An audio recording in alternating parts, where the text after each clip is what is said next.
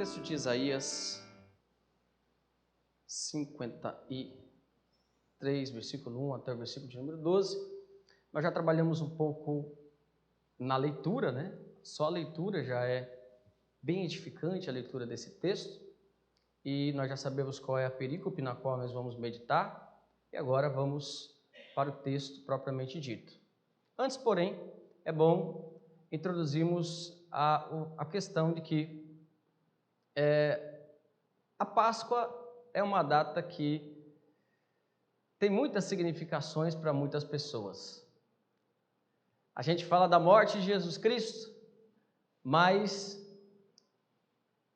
para algumas pessoas a Páscoa é sinônimo de outras coisas que nós sabemos o quê. E eu trouxe alguns exemplos aqui de uma pesquisa feita com crianças, onde se perguntava para a criança o que significa a Páscoa para você. Então, uma menina de 6 anos diz que a Páscoa significa carinho e esperança. Um menino de 12 anos, a Páscoa para mim significa que hoje eu vou ganhar muito ovo de Páscoa e comer muito chocolate. Tinha que ser menino. Outro menino de 11 anos, a Páscoa para mim significa a morte de Jesus. Outro menino de 12 anos, a Páscoa significa que eu vou ficar com muita dor de barriga. Para outra criança, a Páscoa significa que eu posso entrar em coma de tanto comer doce. As crianças são sinceras, né? Uma pré-adolescente diz que para mim a Páscoa significa a morte e a ressurreição de Cristo. Jesus procurou sempre, quando estava na terra, fazer o bem, deixando exemplo para a gente. Então, para mim, toda Páscoa significa a morte de uma pessoa que não tinha nenhum pecado, mas morreu por milhões, dos quais não mereciam. Olha só, legal, né, essa definição, né? Tem a ver com a morte de Jesus Cristo, que é o ponto central da Páscoa. Um adulto, 18 anos, disse o seguinte: para mim, a Páscoa significa que eu não vou para a faculdade e vou ter um feriado para descansar. E um outro disse: para mim significa dor. Na Bíblia fala de tempos amargos que Jesus passou ali. Bom, meus irmãos, nós chegamos nessa data, e essa data significa, para pessoas diferentes, coisas diferentes. Alguns associam essa data a um feriado, outros associam essa data a comer chocolate, outros associam essa data à Páscoa judaica. Podemos dizer que essa data é um pouco de tudo isso, né? Porque podemos comer chocolate, podemos tirar uma folga e podemos relembrar da Páscoa judaica também. Mas, falando de nós cristãos, a Páscoa para nós tem uma significação mais profunda do que simplesmente a libertação do Egito. Cristo deu uma nova significação para a Páscoa judaica no momento da Páscoa, numa sexta-feira, mostrando que ele cumpria todos os elementos do Cordeiro da Páscoa e deixando 2 elementos dentro da cerimônia da ceia do Senhor, o pão e o vinho. De modo que, para nós cristãos, a Páscoa é a ceia do Senhor. Nós não comemoramos cerimonialmente a Páscoa, porque para nós a ceia do Senhor, junto com o batismo, são as 2 cerimônias deixadas, os 2 sacramentos deixados por Cristo Jesus para que nós rememorássemos ao nosso Senhor e Salvador Jesus Cristo. Nós estamos diante de um texto sagrado que foi escrito de 700 a 1000 anos antes de Jesus nascer. 700 a 1000 anos antes de Jesus nascer. E é impossível não observarmos nesse texto do Antigo Testamento características do próprio Cristo. Esse texto tem deslumbrado pessoas em muitos lugares e tem convertido judeus aos milhares durante toda a história, se contarmos esses 2000 anos de história do cristianismo. Porque até mesmo os judeus que não acreditam no Novo Testamento, quando se deparam com esse texto, eles conseguem enxergar a figura que não pode ser outra, senão Jesus Cristo. No Novo Testamento nós vemos o exemplo do eunuco, um judeu, que estava lendo Isaías. e ali percebeu que o texto de Isaías estava falando de algo mais do que o próprio Isaías. Esses cânticos dos servos, um texto parecido com esse, que apontava para Jesus Cristo, e aquele eunuco no Novo Testamento, em Atos dos Apóstolos, se converteu, depois da explicação de que o texto estava se referindo a Jesus Cristo, nosso Senhor e Salvador. Meus irmãos, o livro do profeta Isaías é, como os irmãos sabem, um livro profético distinto em alguns aspectos dos demais livros das Sagradas Escrituras, porque Isaías profetiza, ora com os olhos para a sua época. Então, profecias de Isaías, algumas profecias de Isaías servem para a sua época.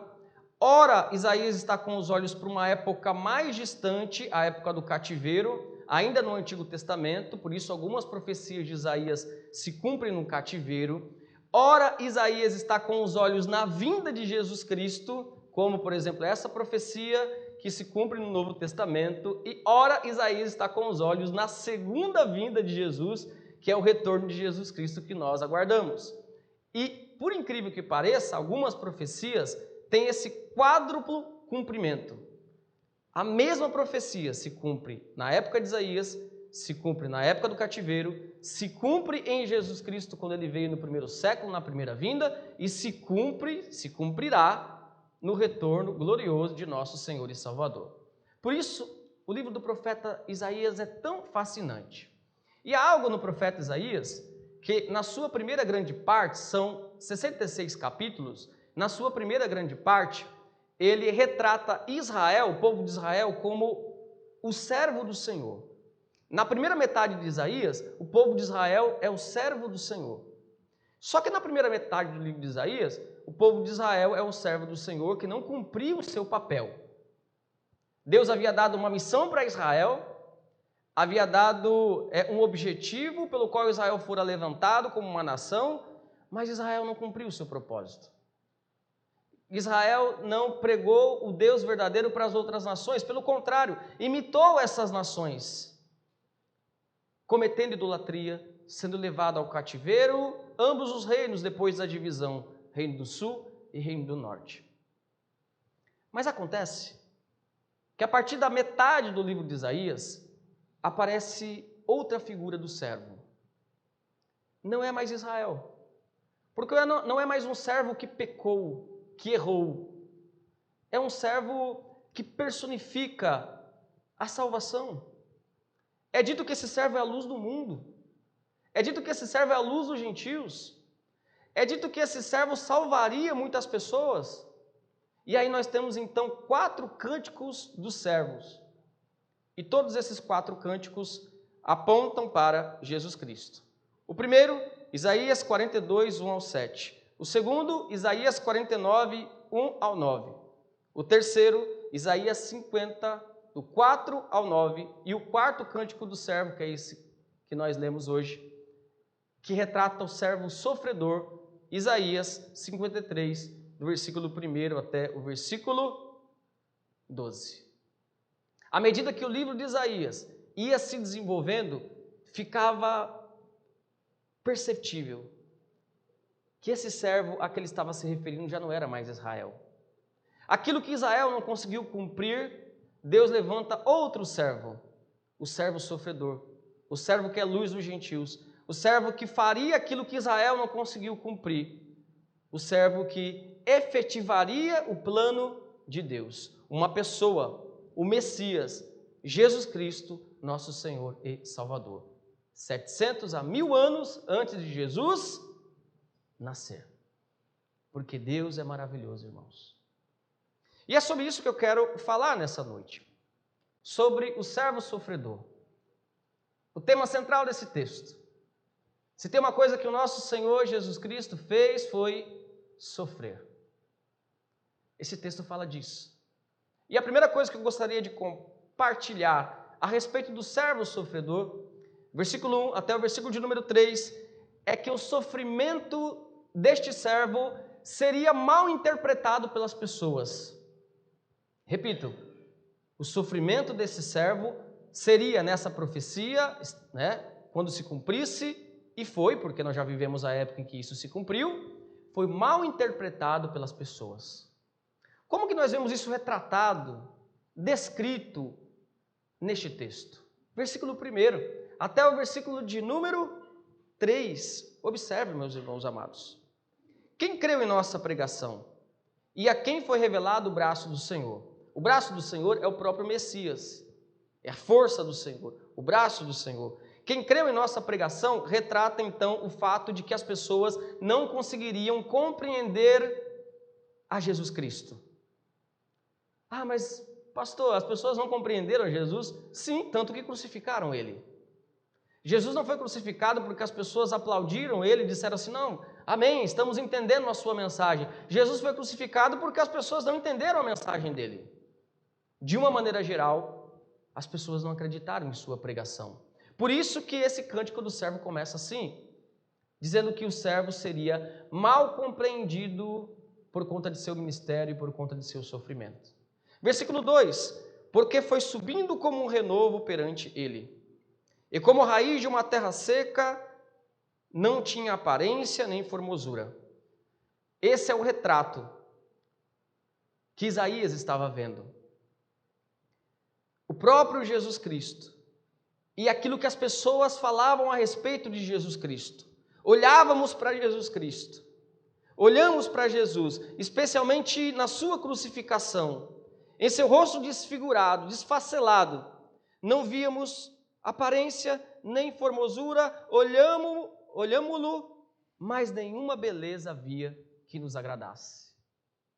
Que Messias, que rei seria agradável, todo desfigurado e aparentemente derrotado em uma cruz? O seu sofrimento foi mal interpretado, porque nós, irmãos, vemos o sofrimento, especialmente nesse contexto de Cristo, como uma derrota. Nós nunca vemos uma pessoa sofrendo e dizemos assim, olha, está vendo? Ele está vencendo. Ó, lá vai o vitorioso. Não. E os judeus eram assim também. Por isso, quando eles olhavam para Jesus Cristo desfigurado na cruz, eles tinham uma compreensão equivocada de que Jesus tinha sido desamparado pelo próprio Deus. Isso quem vai dizer o versículo 3, observe. Era desprezado, o mais rejeitado entre os homens, homem de dores e que sabe o que é padecer. E como um de que os homens escondem o rosto, era desprezado e dele não fizemos caso. Isaías está vendo um retrato do primeiro século. Jesus Cristo na cruz, Jesus Cristo em seu ministério, e os homens não deram devido crédito para Jesus. E muitos olhavam para Jesus na cruz e diziam, Deus abandonou este homem. Homem de dores. O seu sofrimento, irmãos, não foi interpretado de uma maneira correta. Era necessário que em seu processo de esvaziamento e de humilhação, Jesus Cristo sofresse. Um outro texto do Antigo Testamento, com uma data longínqua também em relação ao Novo, Salmo 22, versos 6 e 7, eu vou ler aqui, a respeito de Jesus na cruz. Mas eu sou verme, e não homem, opróbrio dos homens e desprezado do povo. Todos os que me veem zombam de mim, afrouxam os lábios e meneiam a cabeça. Esse mesmo salmo que vai dizer, Deus meu, por que me desamparaste? São exatamente as palavras que Jesus diz na cruz. E é exatamente aquilo que acontece no contexto de Jesus Cristo na cruz. Se tem uma verdade, amados, que esse texto nos revela, é que o sofrimento de Jesus seria mal interpretado pelas pessoas em sua volta. Mas por que Deus faz isso? Porque, afinal de contas, Deus usa desses mecanismos tão estranhos para nos ensinar as coisas.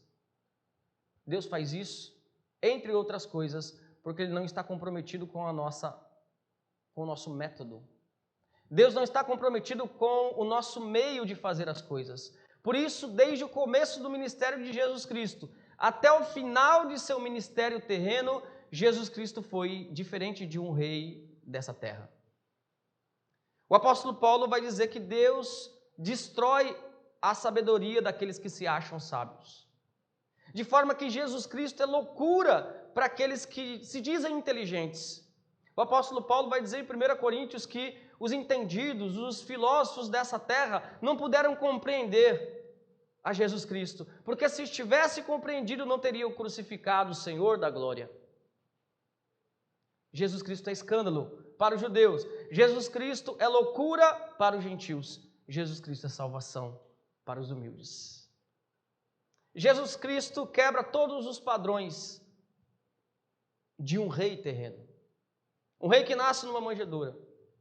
Um rei que não está comprometido com mudanças políticas, embora Jesus preze por essas questões, mas ele não veio fazer esse tipo de mudança.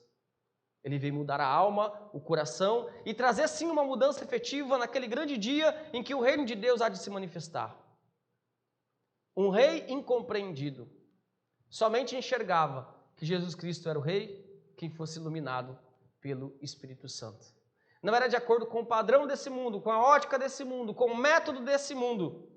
Por isso, eles olharam para Jesus na cruz e não davam nenhum crédito para Jesus Cristo. Amados, podemos dizer que tudo o que aconteceu com Cristo, de certa forma, foi para que acontecesse conosco inversamente. Cristo foi rejeitado para que você pudesse ser recebido. Cristo recebeu a ira para que você pudesse receber a graça e o amor de Deus. O castigo que nos traz a paz estava sobre ele. Por isso toda essa incompreensão, toda essa rejeição aconteceu para que nós pudéssemos hoje ser aceitos como filhos de Deus. Mas esse texto revela ainda, versículo 4 até o versículo de número 6, que o sofrimento desse servo, além de ser incompreendido, também, na descrição, esse eu lírico que vai vendo, que vai falando, vendo a imagem de Jesus, ele chega à conclusão de que ele está sofrendo ali, segundo, por causa dos nossos pecados.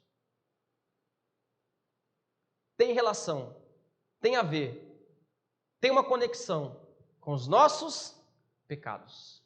Isso significa dizer que se não fosse pelos nossos pecados, ele não estaria ali na cruz. Olha como o texto se desenvolve. Certamente, veja, que essas divisões são divisões claras no texto hebraico. Porque o eu lírico aqui, que é o profeta que está recebendo essa revelação, ele vai chegando a conclusões à medida que a revelação vai se desenvolvendo. Então, veja só, a primeira parte, o primeiro ponto dessa mensagem, olhando para Jesus e falando, poxa, ele deve ter sido abandonado por Deus. O sofrimento do mal compreendido, daquele incompreendido.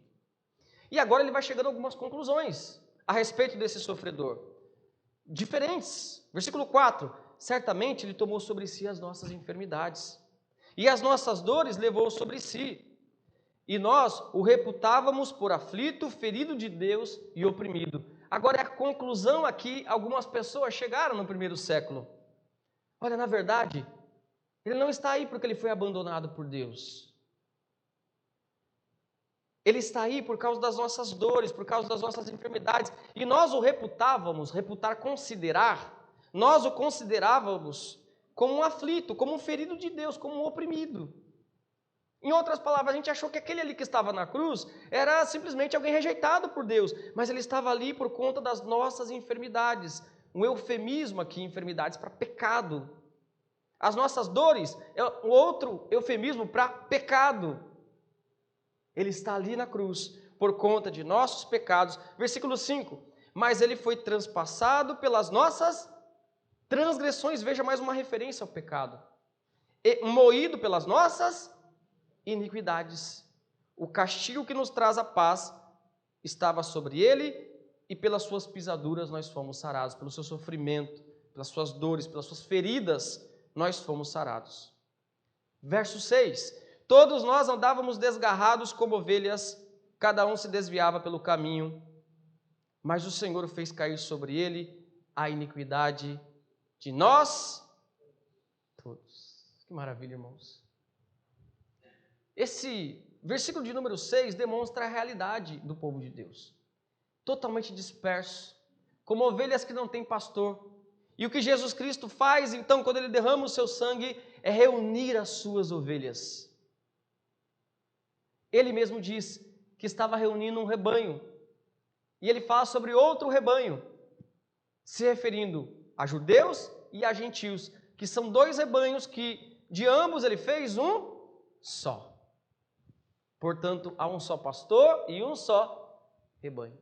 E as ovelhas de Cristo conseguem entender a sua voz, conseguem ouvir a sua voz, conseguem abraçá-lo por conta do entendimento a respeito daquilo que ele fala. Ele mesmo disse: as minhas ovelhas ouvem a minha voz e me seguem. E ele diz para os fariseus que o questionavam: vocês não acreditam porque vocês não são das minhas ovelhas. As ovelhas de Cristo conseguem discernir, conseguem entender, conseguem perceber quando é o bom pastor que está falando. Aqueles que não são ovelhas de Cristo não conseguem perceber, não acreditam em Cristo. Por isso, meus irmãos, nós vemos, em segundo lugar aqui, como mencionei, uma referência ao sofrimento do servo e que este sofrimento tem a ver com o nosso pecado.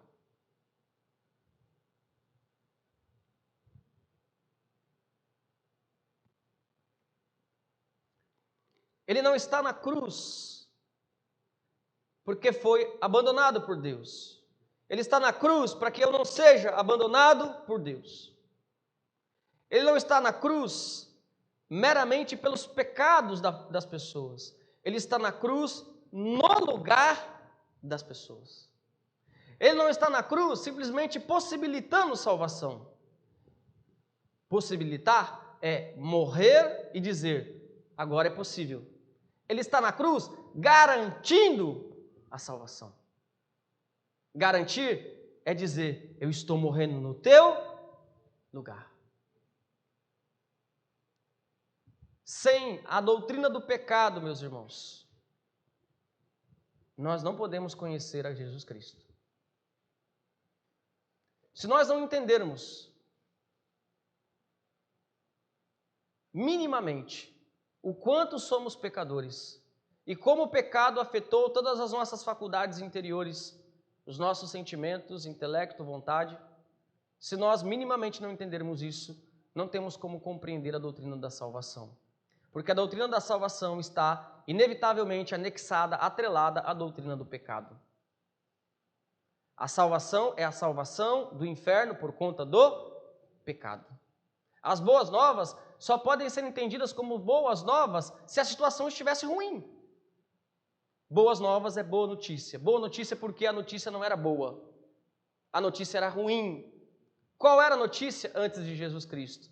Você vai para o inferno e não tem salvação para você. E as boas novas de Cristo então dizem: olha a salvação em Jesus Cristo. O problema do teu pecado, que não poderia ser resolvido por você, agora foi resolvido por Cristo Jesus, nosso Senhor, nosso Salvador. Por isso que nós rejeitamos, irmãos, qualquer evangelho que negue a doutrina do pecado. O evangelho da prosperidade, que foca mais nos bens materiais das pessoas do que no pecado, que acha e que prega que ter um carro, uma casa e prosperidade é mais importante do que ter uma vida transformada. Esse não é o evangelho de Cristo. O evangelho dos coachings, que dizem para as pessoas: você é o centro, que tratam de elevar a autoestima das pessoas para que elas saiam melhores das igrejas, sem tratar o problema do pecado. Porque o problema do pecado, irmãos, olhar para nós e perceber que nós somos pecadores, é difícil, é doloroso, mas é extremamente necessário para que a gente compreenda a doutrina da salvação. Em Atos dos Apóstolos, no dia de Pentecostes, o povo se questionou se aquelas pessoas estavam embriagadas àquela hora do dia. Pedro aproveitou a oportunidade para pregar o evangelho e mostrar que aquelas pessoas eram culpadas pela morte de Jesus. E o texto sagrado diz que o coração deles se compungiu. A palavra compungir no texto grego, a figura é uma vara de ferro que cutuca, que machuca. É a figura que está por trás da palavra compungir. Ou seja, quando eles ouviram a mensagem do Evangelho, não foi agradável no primeiro momento. Porque aquilo confrontou os seus pecados, aquilo mostrou quem eles eram, criminosos diante de Deus. Mas depois eles puderam ter a alegria da salvação. Porque como o apóstolo Paulo diz, a tristeza segundo este mundo leva à perdição, mas a tristeza segundo Deus leva à salvação. O sofrimento deste servo está inevitavelmente ligado ao pecado. Ele está na cruz, a figura, por causa do nosso pecado. Versículo 7 até o versículo 9, meus irmãos.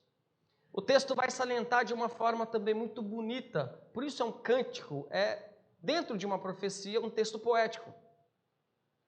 Que o sofrimento desse servo foi imerecido. Ele estava ali no nosso lugar, e veja, uma pessoa pode morrer no lugar de outra. Isso acontece na humanidade, isso acontece em guerras. Isso acontece em diversos contextos. Esse é um ponto que nós já vimos nesse cântico dos servos. Jesus morreu no lugar do seu povo e por conta do pecado do seu povo. Mas nem todo que morre por alguém é alguém perfeito que não mereça nenhum mal. Mas esse texto agora vai salientar isso. Vai demonstrar que o sofrimento do servo, esse sofrimento, essa circunstância que está sendo descrita, ele na cruz, ele estava ali sem merecer, ele era perfeito, não merecia nada daquilo. Olha só, versículo de número 7 em diante diz o seguinte: ele foi oprimido e humilhado, mas não abriu a boca. As pessoas, irmãos, que são torturadas, e essa não é uma cena boa de se ver para ninguém. Geralmente elas extravasam, elas gritam, elas até vociferam palavrões para tentar, de alguma maneira, não sentir aquela dor. Jesus não falou nada. Jesus não pecou, nem no momento de maior agonia na cruz do Calvário. Mas não abriu a boca, como cordeiro. Veja, a primeira vez que aparece a figura do cordeiro no Cântico dos Servos, que aponta para a Páscoa. Como cordeiro, o cordeiro sacrificado foi levado ao matadouro. Como ovelha muda perante os seus tosqueadores, ele não abriu a boca. Por isso, Pilatos e Herodes e também o Sinédrio, tentando tirar alguma coisa de Jesus, alguma coisa da boca de Jesus, Jesus não falava nada. Algumas palavras selecionadas que deixavam aquelas pessoas mais perdidas ainda. Certa feita, quando Pilatos, entendendo em certa medida que Jesus não era culpado, querendo entender melhor, fala para Jesus, dize, o que está acontecendo? E Jesus diz palavras enigmáticas naquele momento. Por exemplo, o meu reino não é desse mundo. Se o meu reino fosse desse mundo, eu pediria aos meus servos e eles me livrariam da mão dos judeus. Mas agora o meu reino não é desse mundo. Estamos diante de alguém aqui, irmãos, que foi levado ao matadouro sem abrir a sua boca. Versículo 8. Por juízo opressor foi arrebatado. Está se referindo à morte dele, arrebatamento, morte dele. E de sua linhagem, quem dela cogitou? Quer dizer, alguém que morre não tem linhagem. Então é essa a ideia do texto, né? Uma pergunta retórica, a linhagem dele não terá mais, porque ele está ali morrendo. Porquanto foi cortado da terra dos viventes, por causa da transgressão do meu povo, foi ele ferido. Versículo de número 9, os irmãos podem ler?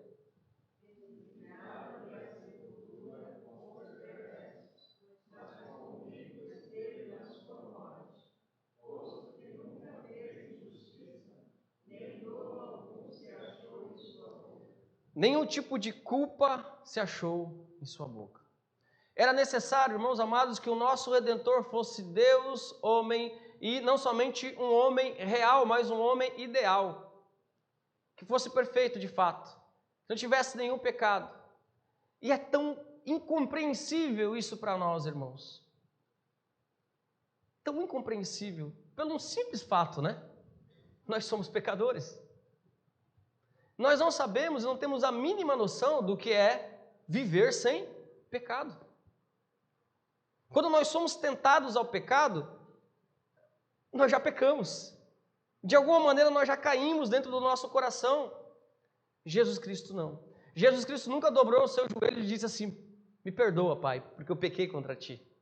Ele ensina os seus discípulos a pedir perdão, mas ele mesmo não precisava pedir perdão. Por quê? Jesus Cristo era perfeito e é perfeito. Estamos diante, irmãos, de alguém perfeito. Nas palavras do apóstolo Paulo, Filipenses capítulo 2, versículo 5 e diante, que haja em vós o mesmo sentimento que houve também em Cristo Jesus, que sendo em forma de Deus, não teve por usurpação ser igual a Deus, mas aniquilando-se a si mesmo, foi obediente até a morte, achado na forma de servo. Sendo obediente até a morte de cruz, morreu. Pelo que também Deus o exaltou soberanamente, e lhe deu um nome que está sobre todo nome, para que o nome de Jesus se dobre todos os joelhos daqueles que estão nos céus e na terra, e toda a língua confesse que Jesus é o Senhor, para a glória de Deus Pai. Ele se humilha, ele é aquele que morre, ele é aquele que é perfeito. Por isso, nós não acreditamos em outros mediadores. A Bíblia não dá uma mínima margem para que digamos assim: é Jesus e mais fulano. Jesus e Paulo. Jesus e Moisés. Não. Paulo foi um grande homem de Deus, imperfeito. Moisés foi um grande homem de Deus, pecador. É só Jesus. Só ele, Deus, homem perfeito. Por isso, Paulo vai dizer a Timóteo: porquanto há um só Deus e mediador entre Deus e os homens. Há um só Deus e um só mediador entre Deus e os homens. Cristo Jesus, homem. O texto diz assim. Por último, meus irmãos, versículo 10 até o versículo de número 12, essa última divisão retrata o objetivo de tudo isso. Será que todo esse sofrimento será em vão? Será que todo esse sofrimento será por nada? Será que toda essa dedicação, todo esse sacrifício será à toa? A essa pergunta que essa sessão, versículo 10 até o versículo de número 12, quer responder. E o texto diz o seguinte: todavia ao Senhor, em caixa alta, e o nome de Deus em hebraico, todavia ao Senhor agradou moer Jesus, fazendo enfermar, ou seja, sofrer na cruz. Quando der ele a sua alma como oferta pelo pecado, verá a sua posteridade e prolongará seus dias, e a vontade do Senhor prosperará em suas mãos. Primeiro ponto importante aqui: Jesus não morreu porque Satanás quis. Jesus não morreu porque as pessoas o entregaram para ser morto. Claro, houve esse fato, e Deus inclusive usa esse fato, mas Jesus morre porque antes da eternidade, antes de todas as coisas, Deus fez um pacto, que nós chamamos de pacto da Trindade, Pai, Filho e Espírito Santo, em que Deus já tinha destinado o seu Filho para morrer por aqueles que estavam caídos em pecado. Ao Senhor agradou moê-lo, foi da vontade de Deus, não era do homem, não era de Satanás, ou de nenhuma teoria que as pessoas inventam por aí. Jesus ali estava sendo moído pelo próprio Pai na cruz. Por que Jesus estava sendo moído pelo próprio Pai? Porque Jesus estava se oferecendo como sacrifício para quem, irmãos? Não é para o diabo, nem para nós, mas para o Pai. Desde o início, Deus havia planejado essas coisas, Pai, Filho e Espírito Santo. E naquele momento, ele estava sendo sacrifício propiciatório, aplacando a ira de Deus sobre aqueles pelos quais ele estava morrendo naquele momento. A ira de Deus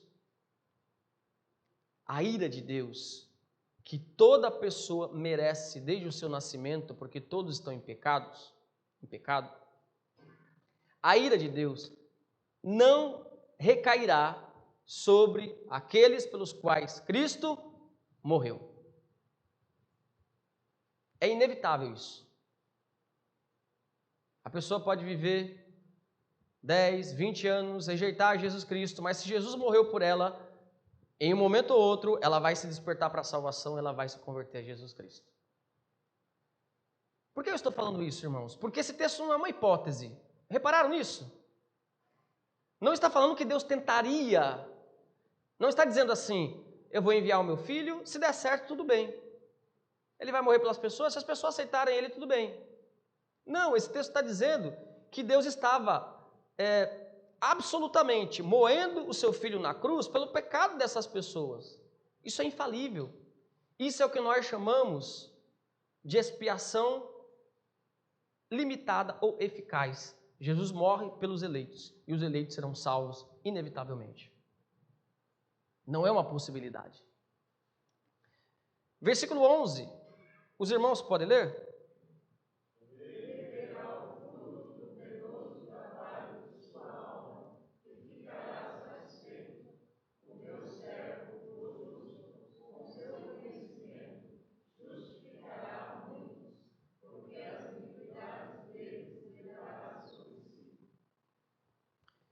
Por isso eu lhe darei muitos como a sua parte, e com os poderosos repartirá ele o despojo. Porquanto derramou a sua alma na morte, foi contado com os transgressores, contudo, levou sobre si o pecado de muitos, a igreja, de muitos, e pelos transgressores intercedeu. Isso que Jesus estava fazendo na cruz era a intercessão. Era a morte pelas pessoas. Como quem diz, eu estou morrendo aqui por eles. Isso é intercessão. Eu estou morrendo por essas pessoas. Veja, meus irmãos, como esse texto, ele passa do fracasso para o triunfo. Do aparente fracasso, ele está morrendo na cruz. O quadro dele na cruz, sem parecer, sem formosura, sem razão, abandonado por Deus.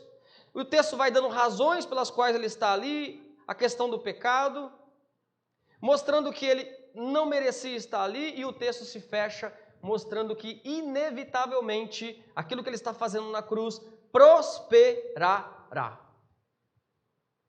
Ele será bem-sucedido. E por isso, esse texto demonstra, versículo 10 até o versículo 12, que esse sofrimento do servo é um sofrimento também triunfante. Ele triunfará. Amém? E aqui nós vemos, irmãos, esse grande plano de Deus. De uma maneira que nós não conseguimos entender. No sofrimento há também triunfo de Cristo.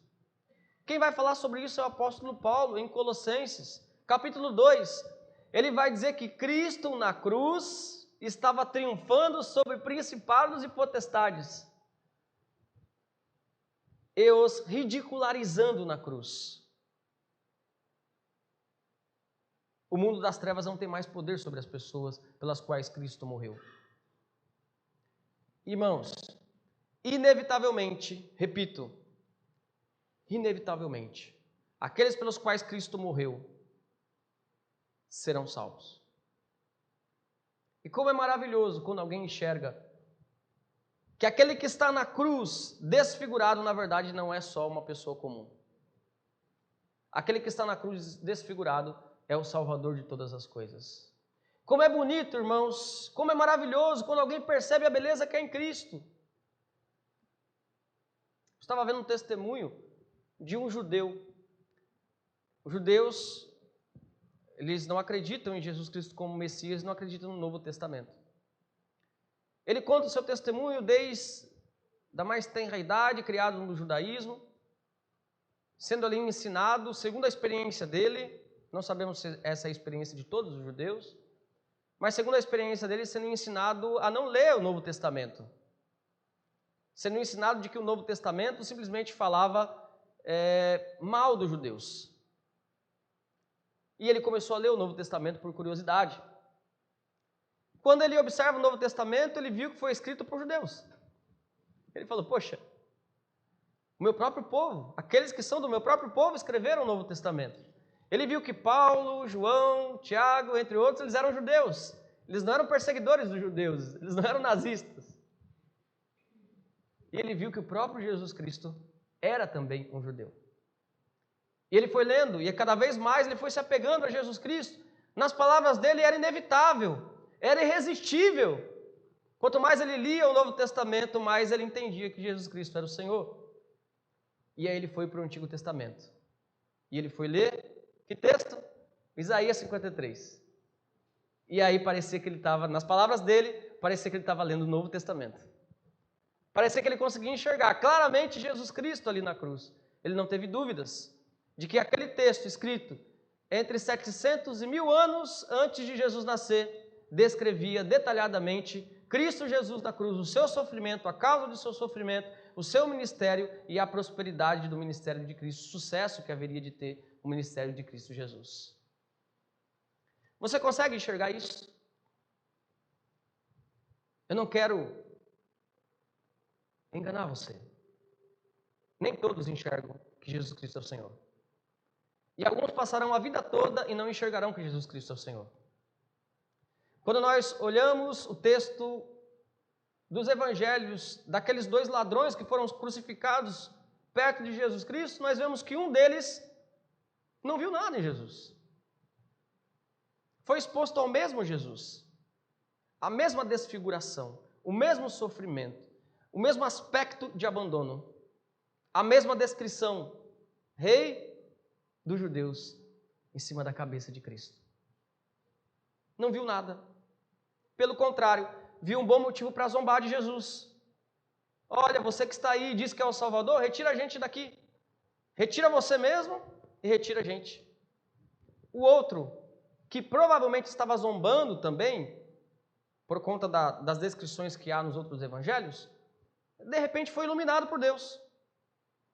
De repente ele olha para Cristo, ali já não era mais alguém desfigurado. Ele percebe, ele é iluminado pelo Senhor. De uma hora para outra ele olha para aquilo que está descrito, o rei dos judeus, e ele acredita naquilo. E ele tem a convicção em seu coração, quem está aqui é o rei dos judeus. É o rei, é o Senhor de todas as coisas. E ele repreende o outro ladrão que estava zombando de Jesus e ainda diz, Senhor, lembra-te de mim quando vieres no teu reino. Ele cria que Jesus era rei. Poucas pessoas na Bíblia nós podemos dizer com certeza que foram salvas, irmãos. Mas se tem uma, é esse ladrão arrependido.